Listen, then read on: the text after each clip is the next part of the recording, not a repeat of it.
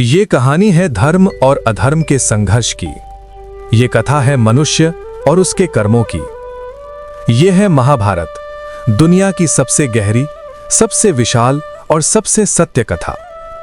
जब अन्याय बढ़ता है और सत्य दबने लगता है, तब भगवान स्वयं धरती पर अवतरित होते हैं, धर्म को फिर से स्थापित करने के लिए। बहुत समय पहले हस्तिनापुर नाम का एक महान राज्य था। वहां के राजा थे राजा शांतनु। शांतनु न्यायप्रिय थे, बुद्धिमान थे और उनका हृदय करुणा से भरा हुआ था।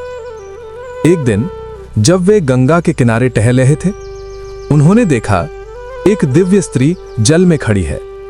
वो थी मां गंगा। मां गंगा के रूप और तेज से मोहित हो गए। उनके मन में प्रेम जागा। उन्होंने मां गंगा से विवाह का प्रस्ताव रखा। मां गंगा मुस्कुराई और बोली, राजन, मैं आपकी पत्नी बनूंगी, पर मेरी एक शर्त है। आप मुझे कभी किसी बात के लिए रोक नहीं सकते और ना ही मुझसे कोई प्रश्न पूछ सकते हैं। अगर आपने एक भी प्रश्न किया, मैं तुरंत आपको छोड़ दूंगी। राजा शांतनु बोले, जैसा आप चाहें। विवाह हुआ। कुछ समय बाद मां गंगा ने एक पुत्र को जन्म दिया, पर जन्म के तुरंत बाद उन्होंने उस शिशु को गंगा नदी में बहा दिया। राजा शांतनु चकित रह गए। उनका मन रो उठा, पर उन्होंने कुछ नहीं कहा, क्योंकि उन्हें अपनी प्रतिज्ञा याद थी।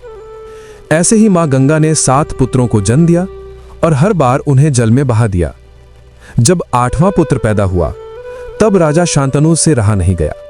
वे बोले, गंगा, तुम ये क्या कर रही हो? तुम अपने ही बच्चों को क्यों मारती हो? मां गंगा मुस्कुराई और बोली, राजन, आपने मुझसे प्रश्न किया, अब मुझे जाना होगा, पर यह 8वां पुत्र मैं अपने साथ ले जा रही हूं। जब समय आएगा, मैं इसे आपको लौटा दूंगी। इतना कहकर मां गंगा अपने पुत्र को लेकर अंतर्ध्यान हो गई।